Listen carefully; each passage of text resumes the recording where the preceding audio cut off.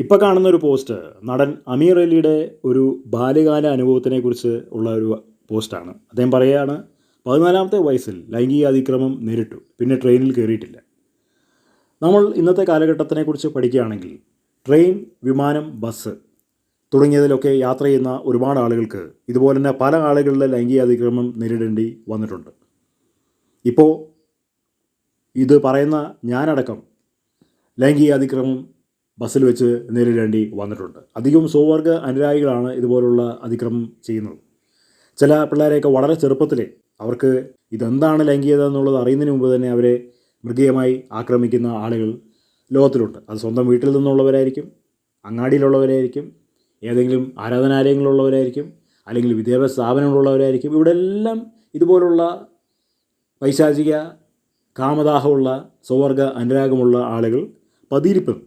അപ്പോൾ ഇവരൊക്കെ വളരെ ചെറുപ്പത്തിൽ ശരിയും തെറ്റും തിരിച്ചറിയുന്നതിന് മുമ്പ് ഇതുപോലുള്ള കൊച്ചുകുട്ടികളുടെ മനസ്സിൽ ആഴത്തിലുള്ള മുറിവുകളാണ് ഇവർ ഏൽപ്പിക്കുന്നത്. അങ്ങനെയുള്ള കൊച്ചുകുട്ടികളാണ് വലുതാകുമ്പോൾ മാനഭംഗം ചെയ്യുന്നതും മാനസിക രോഗികളാവുന്നതും കൊലപാതകങ്ങളാവുന്നതും അതുപോലെ തന്നെ വിഷാദരോഗം ഉള്ളവരായിത്തീരുന്നതും അതുപോലെ തന്നെ മറ്റുള്ളവരെ ആക്രമിക്കുകയൊക്കെ ചെയ്യുന്നതിൻ്റെ കാരണം അതാണ്. അതിനെക്കുറിച്ചൊരു പഠനം ലോകത്തിൽ നടത്തുമ്പോൾ കിട്ടുന്ന റിപ്പോർട്ടാണത്. അപ്പോൾ ഈ സ്വവർഗാനുരാഗികൾക്ക് എന്താണ് കിട്ടാനുള്ളത്? സ്വവർഗാനുരാഗികൾ തന്നെ ഒരു മാനസിക വൈകല്യത്തിൻ്റെ ഒരു വൈകാരിക മണ്ഡലമാണ്.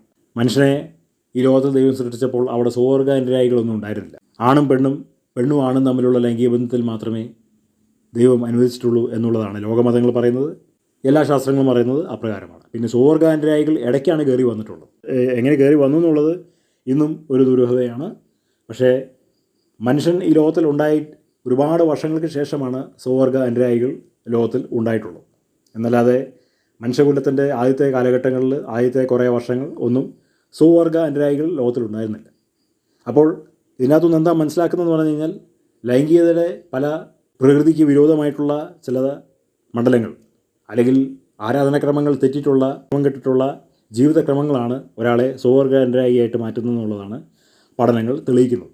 അത് ശരിക്കും പറഞ്ഞു കഴിഞ്ഞാൽ ഒരു സ്പെല്ലിംഗ് മിസ്റ്റേക്കുള്ള ഒരു ലൈംഗിക ദാഹമാണ്. അത് പ്രോപ്പറായിട്ടുള്ള നാച്ചുറലായിട്ടുള്ള ലൈംഗികതയല്ല. പക്ഷേ അതിനെയൊന്ന് ഒരുപാട് ആളുകൾ പൊക്കി പറഞ്ഞ് നടക്കുന്നുണ്ട്.